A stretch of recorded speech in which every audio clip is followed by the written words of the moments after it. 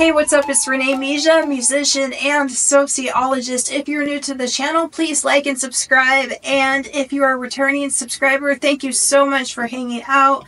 And I really appreciate you being here. I want to talk about a very serious subject. It's not uncommon that a person that has narcissistic personality disorder will get with another person who also has traits of narcissism or heavy insecurities. And what happens is that person will actually feed and get off and get a kick out of watching you suffer. If you left a narcissist or you were discarded by a narcissist, they get an ego boost and a high off of feeling like they've been chosen by the narcissist. They really should be substituting that connection with a connection with God, but instead they make the narcissist their God, and the narcissist feeds off of this energy. It gives him or her an ego boost and also the person that was picked or chosen. These are oftentimes called pick-me's. They're people who are willing to compete for men, compete for women because they need validation.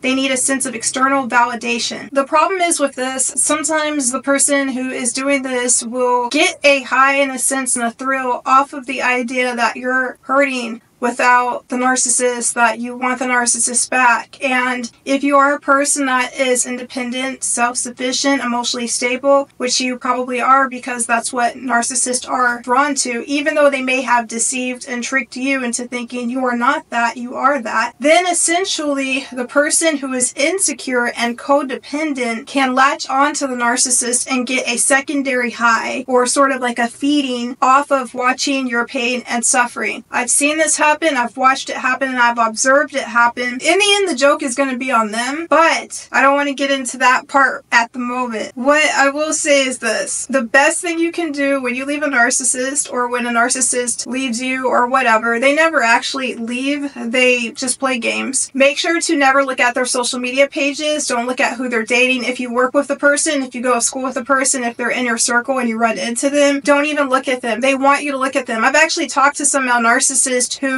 will use a relationship and literally say that everything they're doing in that new relationship is to gain the attention of their ex. So they'll take photos where, oh, look at us, we're so happy. They'll do manufactured, staged events. So for example, if you always wanted to go on a boat ride at a Riviera, or if you always wanted to have a pizza party or do something really fun such as go sailing or whatever, the narcissist will make sure to do this publicly with the new person that they're with. This isn't a relationship, of course, but it can also take place in a friendship, and try to throw it in your face. They are posting hoping that you will be their audience and that you will watch that and you'll be horrified. They want you to cry, they want you to be sad, they want you to basically insinuate that the person that you left is the most important person in the world, and that you would have been so lucky to be with this person, and to put them on a pedestal because it feeds and boosts the ego of the person that competed for this person, that became what's called a pick-me. And what a pick-me basically is, it's a woman or a man who is willing to compete for the affections and the love of another person, of another human being, because it makes them feel validated, it makes them feel special, it makes them feel secure in themselves. Typically, this is an individual who has fallen for love bombing and wants the fantasy to be real, and they are willing to risk it all. They're willing to give up their identity, and this is exactly what the narcissist wants.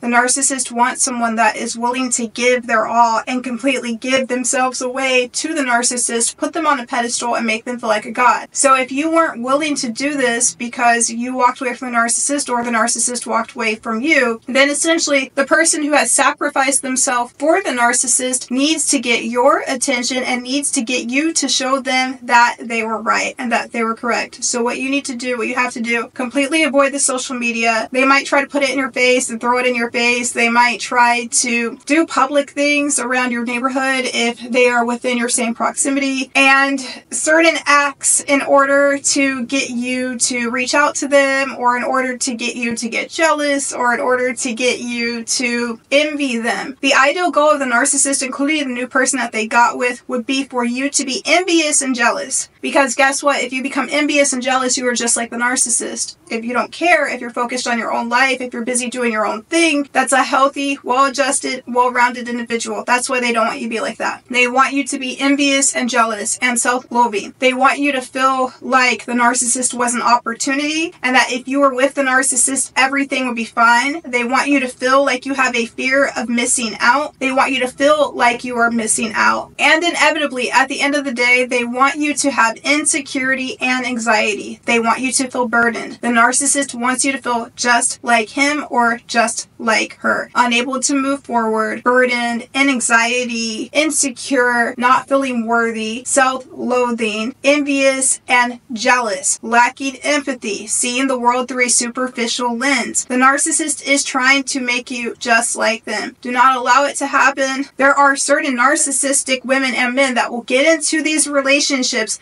specifically so they can enjoy the spotlight of being with a narcissist while they try to glow and play in your face and try to manipulate you and make you feel bad. Don't look at their pictures, but in the cases that I've observed, literally you'll see it in their faces in the picture. They're gloating in the picture. The girl a lot of times doesn't even like the guy like that. She's only with him for a sense of validation. She's only with him because she feels insecure and she wants the narcissist to validate her. And by the way, the narcissist is going to discard and devalue her in the same exact way. Worse. Because this person who is the pick-me, the person who competed for the narcissist, has given up their identity in order to be with the narcissist and will not recognize or know who they are by the time they have left the narcissist. That is 10 times worse than walking away. And I know it's a process, because when you first leave the narcissist, there's going to be a process of removing all of that negative energy from the narcissist and remembering who you are and getting back where you want to be at. There's going to be a process after leaving the narcissist. However, the important part to remember is with the new supply, she or he has given up their identity in order to be with a narcissist. She or he is just being used as a tool and as an object by the narcissist. They are being used as a tool, as an object, as an icon. There is no love in the relationship. It is simply meeting superficial, egoic needs, but not emotional needs, not fulfillment. It's a relationship in which they are creating a fake picture to the world and hoping that if enough people validate it, it will somehow make it true. Like and subscribe. Have a great rest of the day. Thank you so much for hanging out, and talk to you soon.